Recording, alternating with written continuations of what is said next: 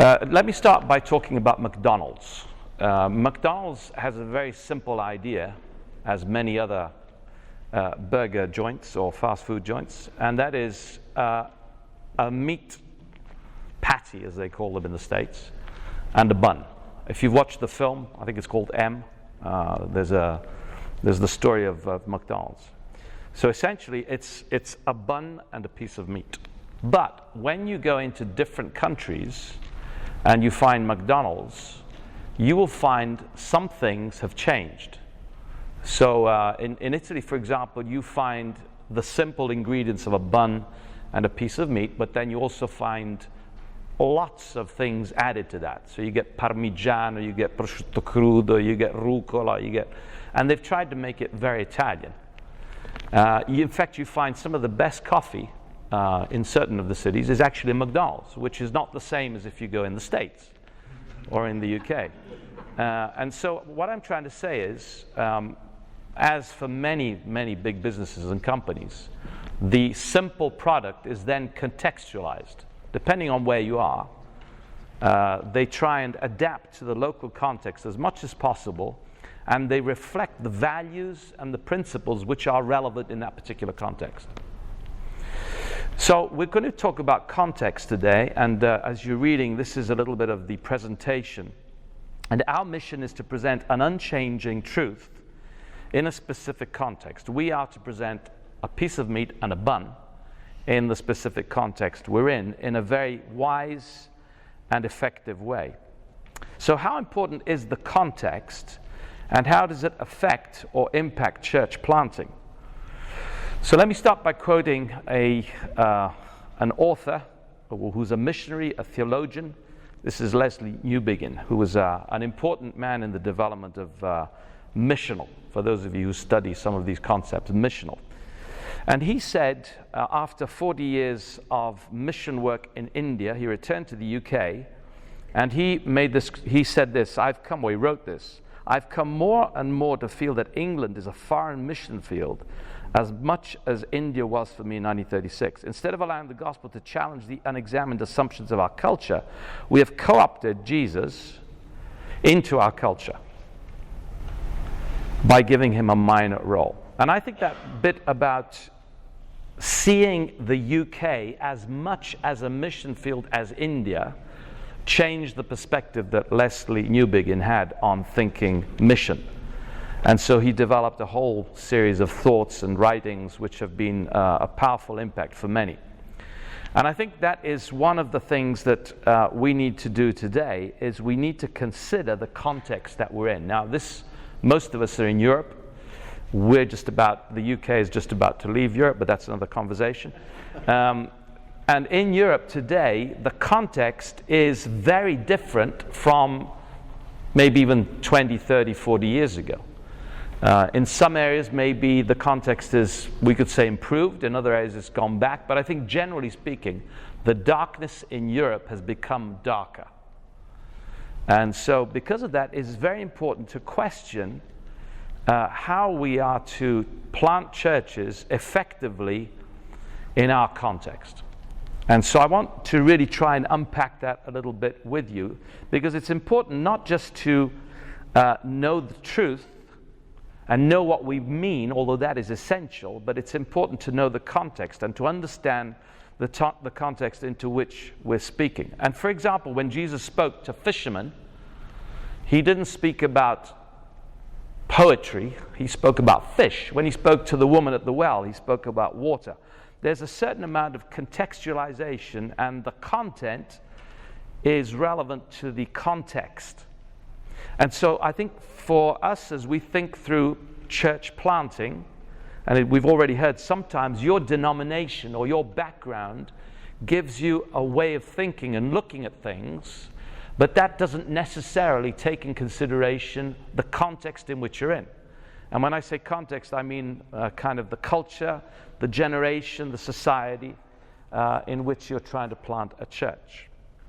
And so I think it's very important that we consider at least a few things which are essential. One is that we have to observe our context, but we have to do it in a heartfelt way.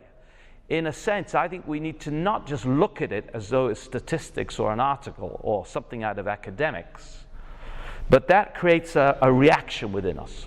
Because if you don't have that reaction when you see the context, it's going to be always a bit out there, but it's not going to be in here.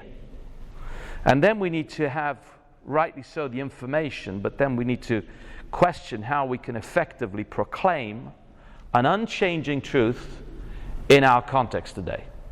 And that is a big challenge.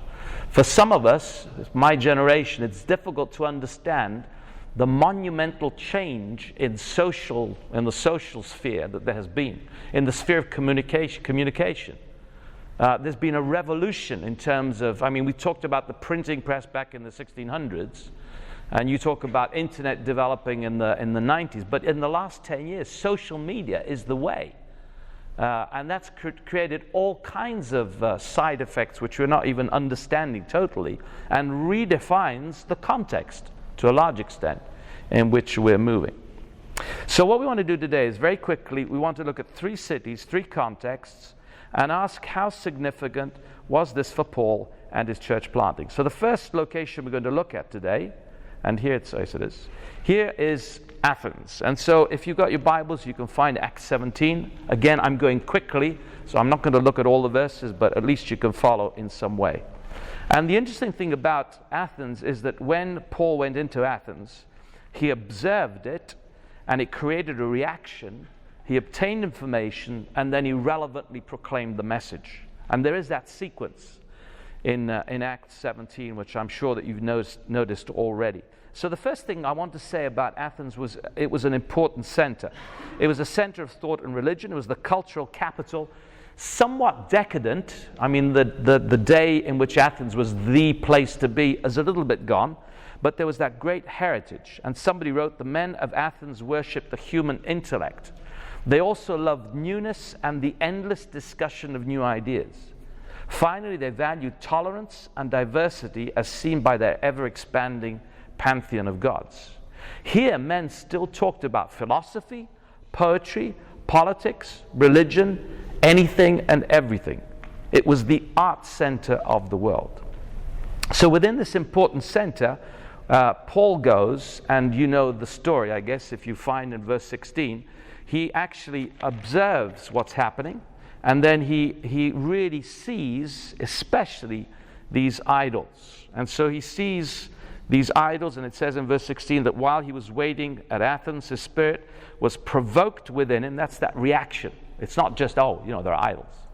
But his spirit was provoked within him as he saw that the city was full of idols. And so these idols are person or things that are greatly admired, loved, or revered. Or as an unknown author said, it's a good thing that becomes a God thing. An object of extreme devotion. And Pliny states that in the time of Nero, so we're talking around the time that Paul was there, Athens had over 30,000 public statues besides countless private ones in the homes. Another author, Petronius, sneers that it was easier to find a god than a man in Athens. Every gateway or porch had its protecting god. So the context that Paul goes into in Athens is a context of excessive idols, if you like. And then, apart from the idols, we've got the marketplace. And in fact, in verse 17, he reasoned in the synagogue with the Jews and the devout persons, and in the marketplace every day with those who happened to be there. So these are conversations about everything and about anything, with everybody. And the thought pattern within the Athenian context was very open on the one hand. So there was a lot of curiosity. They wanted to learn. They wanted to understand. That comes out in verse 32. But they were very closed. They were very tolerant to all kinds of ideas. They wanted to listen. What's this new thing? But at the same time, they had preconceptions which closed their minds down. And so now we come to one of the elements which was of most influence in the marketplace, and that is philosophy. Now, if you do some study on this, it will help you understand a little more about Athens. And I'm not going to go into it in depth, but essentially Athens was the home to the most renowned philosophers in history. So this is the study of the fundamental nature of knowledge, reality, and existence. And so it was home to Socrates, to Plato, to Aristotle, as we would say in Italian, who was arguably the most influential philosopher of all. And then there were other philosophers and other philosophies which developed.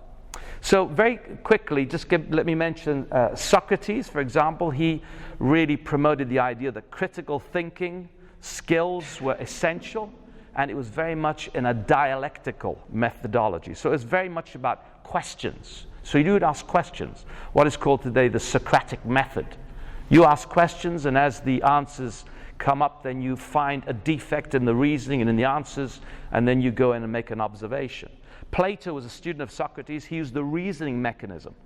And Platonism is the view that there exist such things as abstract objects, where an abstract object is an object that does not exist in space or time. In other words, it's not material, and which is therefore entirely non-physical and non-mental. And so he tried to reason out, concepts. So Platonism is very fundamental in the way that Athenians were thinking. And then Aristotle, he emphasized the use of logic. He observed, commented, and explained many areas, and also emphasized the importance of joy. So happiness, he said, depends on the cultivation of virtue. So we've got this backdrop, these great thinkers who come successively one after the other. And this creates a mental context within Athens. So when Paul goes in, he's got this philosophical backdrop. And then there are two other main philosophies that emerge. And one is the school of thinking by the Stoics, or called the Stoics. And this is the school that taught, or the thought that taught, that virtue, the highest good, is based on knowledge. The wise live in harmony with the divine reason that governs nature and are indifferent to fortune, pleasure, and pain. So the Stoics were those who basically taught to transform emotions in order to achieve inner calm. So they distinguish between an instinctive reaction, so I hit you and you feel pain, and then they felt that those feelings needed to be corrected. So they would kind of be strong. In fact, we use the word, he's very stoic. He's kind of, he doesn't feel pain. He kind of redefines it. And their ultimate goal was to achieve peace of mind resulting from clear judgment and maintenance of a good life. So that was the Stoic idea. So pain, we're kind of in control. And then the Epicureans, another school of philosophy, that taught the view that peace of mind or tranquility in life is the goal. And part of that is happiness. So again, this idea of hedonism. The important thing in life is to be happy. So these two thoughts, these two schools of thoughts, with the three founding philosophers, were very much in the way of thinking of the Athenians. But then we also have literature. And so whereas today we would put a blog or do a documentary, back there we had stories and we had poems which presented ideas and viewpoints. So to understand how people thought, you would go and look at what their poets said and what the drama said, what the plays, the famous Greek plays, what they portrayed. And so it's interesting that in Paul's message in chapter 17 of Acts, he actually quotes two of these poets. In verse 28, as you well know, he says, "For in him we live and move and have our being." And that is a quote from Epimenides, 600 years before Christ, who is an author quoted twice in the New Testament, and who's one of the fathers of a way of thinking that union with a God is essential, and he especially connects it to wine. So in that way of thinking, this poet, intoxication by wine is union with a God. And so he emphasizes this mystical element of drunkenness, or at least being intoxicated. And he developed this poem, which he called Hymn to Zeus, who was the god. So this is a quote from a hymn to Zeus. In him, Zeus, we live and move and have our being. And then the second quote is, "For we are indeed his offspring." And this is a quote from another poet called Aratus, and he had made this long Stoic, again, think of the Stoic mentality, Stoic poem on astronomy. And he developed this poem describing 43 constellations and naming 5 individual stars. And this poem, called The Phenomena, was the most widely read poem in the ancient world. Its fame was immediate. In other words, if you talked about a poem, that was the one. It was like everybody knew it. So again, bear in mind there's literature. And finally, culture. So from the text, it's very evident in this passage from the message of Paul, it's very evident that there were elements which indicated what sort of culture there was in Athens, what sort of environment there was, the way of thinking, the way of living, the culture of a place. And there's 3 specific things which emerge. One was the dominance of religion. And again, we've read about idols. The city was full of idols. In verse 22, Paul says, I saw that you are religious. In verse 23, I observed the objects of your worship. In verse 17, he goes into the synagogue and he goes into the marketplace. In other words, religion is very, very central in the culture of Athens. Nothing new, because other cities have similar things. And then, as mentioned, philosophy. Lots of conversations on deep topics. Verses 17, he reasoned in the synagogue, but then it says in verse 18, some of the Epicurean Stoic philosophers also conversed with him, and some said, what does this babbler wish to say? Others said he seems to be a preacher of foreign divinations, because he was preaching Jesus and the resurrection. They took hold of him, brought him to the Areopagus, saying, may we understand a bit more what you're teaching? You know the story. So there's this idea of philosophers who were reasoning, who were dialoguing with Paul. They were very kind of elitist. They were high up in their way of thinking, and they wanted somebody who would engage with them. And they were very, they put down other viewpoints. That emerges very clearly. You know, what's this babbler? What does he want to say to us? We're these great philosophers. What does he want to say to us? And then there's another element which comes out, which not is always picked up. And in verse 21, it says, now all the Athenians and the foreigners who lived there would spend their time in nothing except telling or hearing something new. So this was a multi-ethnic context. This was not just they were all pure Athenians, born and bred there. This was very much cosmopolitan. This was very much multi-ethnic. And this was multi-ethnicity looking for something new. I mean, their focus was that. This was a city full of people who wanted to talk, who wanted to be mystical and religious, who wanted to think things through, but they were looking for something new. They were kind of curious to know what else there was. So that's the first city that we want to kind of think about. The second city is the city of Corinth. And so in Acts chapter 18, we find the episode when Paul visits Corinth. And again, there are a lot of interesting details which we haven't got time to go into. But again, it was an important center. It was 50 miles west of Athens. It was a great city, known for its wealth, magnificence, and learning. There was a sports center. There were all forms of gambling. It was a great entertainment city. And there were vile practices and customs. It was a religious center where the ancient Greek gods and goddesses were still worshipped, where you had Eastern mystery religions, where you had the Egyptian religion of Isis, where you had the Jews who had a synagogue, and where, above all, you had the practice of famous religious cult of Aphrodite. And this was temple prostitution. So this was a religion connected with sexuality, promiscuous sexuality. And so in this city had the reputation of being the place of greatest evil on the planet. The Roman Empire was not very good, and yet all Rome looked down upon Corinth as a place of the greatest evil. In fact, there was this term to Corinthianize, which had actually been invented, had been coined, to practice whoredom, to be not moral in any way. So Corinth was an entry level, was a city which was more wicked than any other of the largest cities of the empire at this time. And so it's interesting that Paul stayed in Corinth for 18 months. So this wasn't just a kind of a blitz, went in, did a campaign, and then left. He went in and stayed there. So when you read Corinthians, the letter from Paul to the Corinthians, and you find all the confusion and all the difficulties, is it any surprise? It has a lot to do with the context, the confusion, the disorder. And so we could look in many different places, but I wanted just to focus on 2 locations just to find out some of the way in which the context really impacts the way that Paul presents his message to the Corinthians.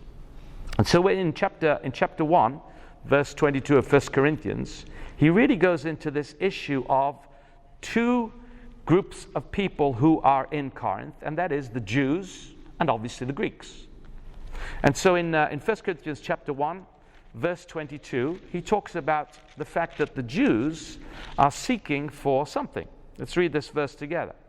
For Jews demand signs, and Greeks seek wisdom. Now, thinking back on philosophy, especially with the Greeks, we understand wisdom. It's all about kind of knowledge and thinking things through. And the Jews, they demanded signs. Their expectation was that a miraculous sign would give credit to the claims of Jesus. And they wanted the signs according to what they expected. So that was the context. The Jews wanted Jesus to be proven by what they expected. And the Greeks, on the other hand, with the philosophical emphasis on knowledge, on wisdom, they wanted sophisticated reasoning and theorizing. They wanted wisdom. They wanted sophistry. They wanted stuff which was really meeting their curiosity. And again, that was their heritage. That was their context. And then in verse 23 of that same chapter, Paul says like this, writing to the Corinthians, "But we preach Christ crucified, a stumbling block to Jews and folly to Gentiles." And he overturns the expectations. And yet he perfectly fulfills the expectation that the Jews have of a Messiah. By presenting the Christ who was not only crucified but rose from the dead. Resurrection was central in his preaching. He presented somebody that the Jews were hoping would come, but they had this expectation that he would only come as they expected him to come. And then the same thing with the Gentiles. It was folly, and yet it was much more than the philosophical way of looking for happiness and peace. This was much more than they'd ever had, and this was the final and supreme answer to their quest. And so the consequence is that in his preaching, and if you look at chapter 2, the first 5 verses, the emphasis of Paul's teaching, especially with the Greeks, is not on wisdom, but it's on God's wisdom, which is far greater than even the greatest wisdom of the world. And so in verse 4, he says, "My speech and my message were not implausible words of wisdom." Again, philosophical background, very important. "But in demonstration of the Spirit and of power, that your faith might not rest in the wisdom of men, but in the power of God." And then you go to another chapter, and that's chapter 9. And in chapter 9, we find, again, maybe it helps us to understand a little bit of the way Paul presented the gospel in this context. And we touched upon this briefly yesterday, but he essentially doesn't distance himself from his listeners, but he identifies completely with who he's talking to, and he presents what they really need, what they really are looking for, though they don't realize it themselves. And so in verse 19 of chapter 9, 1 Corinthians chapter 9, verse 19, we read this yesterday, "For though I am free from all, I have made myself a servant to all, that I might win more of them." And so Paul comes in that context, and what he does, he completely turns over the expectations of the context and the culture by becoming a servant to all. He uses a completely different ethic. This is not the kind of the teacher who's out there and who kind of is somebody to be put on a pedestal, or he's not a god, a divinity, but he's somebody who comes to serve because he's a disciple of Jesus who came to seek and to save, and he was a servant. And it's interesting that Paul didn't let himself be defined by the context. He didn't look for prestige, fame, fortune, and wealth. He wasn't really defined by the values of the context, but he wanted to really present the gospel in an effective way to reach the context. In other words, by knowing exactly who they were, and again, I put 2 words up there, by understanding and identifying. We went into this a little bit yesterday. He became a Jew to the Jews and a Greek to Greeks. He entered into their world, and there's a term which sometimes is used not effectively, but it was an example of incarnational. Now, it's true that Jesus is God incarnate, so we can't use it for everything. But the idea was identification. In other words, he knew who he was talking to. And he related to the context. He didn't go into Athens and Corinth speaking as though he was speaking to Jerusalem, for example. He really understood. He knew and he identified, and then he turned upside down the expectations and the way of looking at things of these people. So, an application is this, from the experience of Corinth. What are your people, what is your context looking for? In other words, what are the things that your context, the Jews, the Gentiles of your context, what are they looking for? And in what way does the gospel respond to and redefine the questions of your context? So again, what are your people? What's your city? What's your neighborhood? What's your nation looking for? What are the values? What are the things they're looking for? What are the things they hold in high esteem? And in what way does the gospel respond to and redefine the questions of the context? Now, very quickly, let's go on to Ephesus. This is another important city. It was the capital and rich city. It was richer than Corinth. It was one of the cultural and commercial centers of its day. The most important Roman commercial city in Asia Minor, famous for its harbors, its avenues, its gymnasiums, its baths, an amphitheater which could hold up to 50,000 people, and above all, known for the Temple of Diana, one of the 7 wonders of the world, 4 times the size of the Parthenon in Athens. And this was the city where the power of Rome and the splendor of Greek culture were very present, together with the full tide of Oriental superstition and magic. So again, that's something we often forget. This is not Greek, just Greek. This is cosmopolitan. And so when Paul goes in, and you know from Acts chapter 19, Acts chapter 20 that we considered yesterday, there's an incredible response to the message he brings. And so when he preaches the gospel, what happens is that in that context where there's this kind of false worship of another God, and yet when Paul preaches, the idols are pulled down. There's a tearing down of idols. The whole industry of the city, the whole context, the whole culture was dependent upon idolatry. It was dependent upon these idols. And so in chapter 19, as you read in Acts, you find that as the gospel was preached, this completely undermined the local economy because everything was really put in discussion. And there had been such a response to the gospel that this had caused a complete and utter change of situation. So again, looking at chapter 19, verse 26, we read these words. You see and hear, as the men are saying, this is actually my name is J.D. That's Jonathan. My second name is Demetrius. Nobody knows that apart from you, so that's just kind of an inside mystical bit of knowledge. But so Demetrius is talking, and basically he said, you see and hear that not only in Ephesus, but in almost all of Asia, this Paul has persuaded and turned away a great many people, saying that gods made with hands are not gods. So Paul has gone in and he's really hit, the kind of central cultural contextual definition of the places in which he's actually bringing the gospel to. And so the people renounce to their practices. There are practical expressions of this in verses 18 and 19, that's obvious.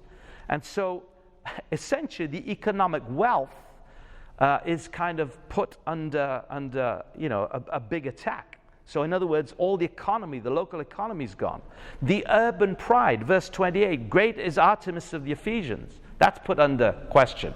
Because Paul is bringing Jesus, the resurrected one, and like this goddess Artemis, the goddess Diana, she's not really all that important. And then the whole stability of the region, the stability of the city. Again, it's all dependent upon economy and religion and all this kind of temple prostitution and the whole social context, and it's really undermined by the gospel. And so he tears down the idols, but he presents a relevant message. And to find the relevant message, we can look in some of the other books of the Bible connected to Ephesus.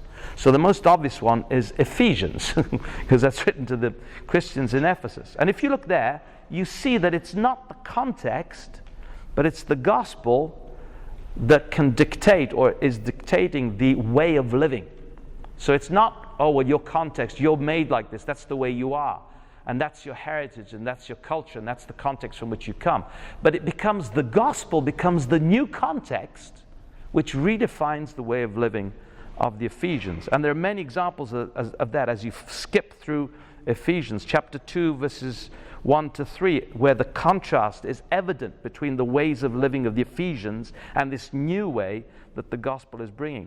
Ephesians chapter 3 verse 6, where unity is no longer dependent upon cultural allegiances, where it's not the Jews and the Greeks, but it's all together. The barriers have come down.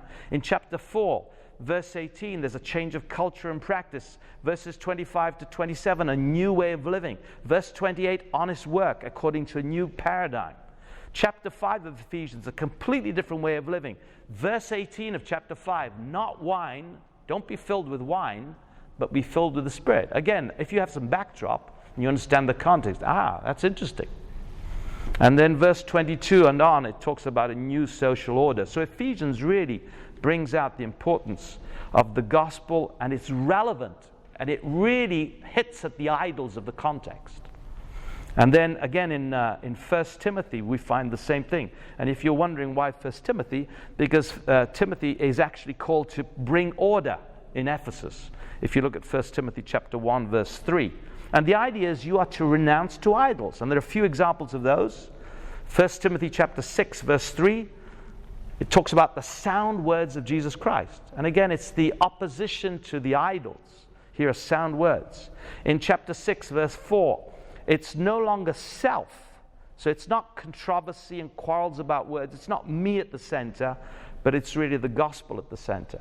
In chapter 6, verse 9, the desire to be rich, this value of we're a rich city in Ephesus and, we've got all our industry. That's not important. It's not riches that is important. He really attacks. He doesn't go into, vague things. He really hits out at some of the underlying elements which really define the context. And then in verse 17 of chapter 6, there's that kind of, it talks about the uncertainty of idols, and he specifically talks about money, again, richness.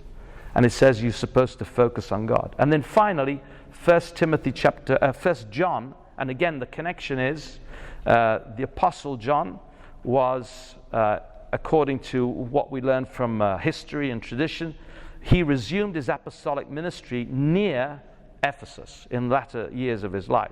He probably wrote 1 John as an elder statesman of the faith in the last third of the first century, perhaps to churches in the surrounding region. So John is connected to Ephesus and the region. And so at the end of John, in chapter 5, verse 21, he really, in that very short verse, he talks about being careful to watch themselves from idols. And that is such a crucial thing in the context of Ephesus. Little children, keep yourselves from idols. And again, the gospel is so relevant, it's so contextual. It's so in their face. This is where you're coming from. And then in Revelation chapter 2, again written by John, Revelation, but again in this verse 4, it talks about the first love which they have lost. They need to repent, they need to do the former works. And the many commentators think that it's the lost love one for another. In other words, they've kind of lost the simplicity of the Christian gospel, and they're reverting back to their context, to their culture. So, again, I could carry on for a long time, you understand that? That's just general in life, I could carry on for a long time. But just to kind of finish off, I want to encourage you to think through your own context, at least in these ways. So talk about your location, your city, your area. What's it like? Describe it. What's important? What are the important things commercially, socially, financially, on all different levels? What are the idols in your country, in your context, in your town, in your neighborhood, in a specific group of people you're trying to reach? What are the idols? Where's the marketplace? You know, where are people kind of gravitating to in your context? Is it the bar in the piazza? Is it the kind of the pub? Where is it? You know, where are people engaging? Are they engaging? You know, and on what level? And again, what's the thinking? What's the way of thinking? What is it that shapes? What has shaped their culture, and therefore what is defining their context? Think those things through for your locations. We won't have time to go in all this, but as you go back and think church planting, where are you trying to plant a church? What are the idols? Where's the marketplace? Where's the thinking? And then I wanted to present what I've defined the Athens process, TAP. Forgive it, but you know, that's the way it goes. The Athens process. So I just very quickly, basing myself on chapter 17, this is what Paul basically did. He walked around, he observed, he was provoked, he dialogued to understand better, he found hooks in the culture, he talked about poets, he was very respectful of the fact that they were very religious. He'd observed. He knew what he was talking about. He was contextual.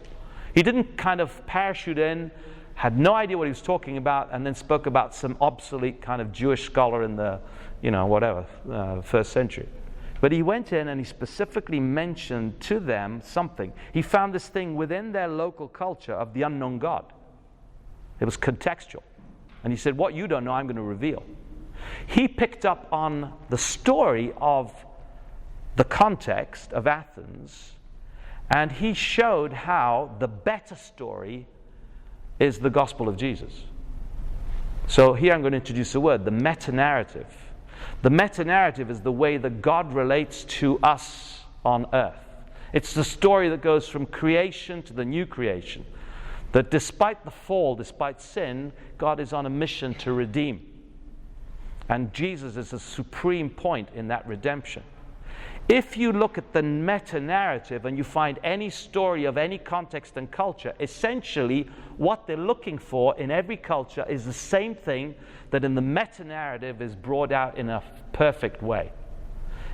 Even mafiosi, they're looking for a sense of significance, and they do it in the wrong way by dissolving people in acid. But essentially, people are looking for peace. You ask the worst people, what would you like? I want to be happy. I want to be satisfied. I want to have a sense of identity.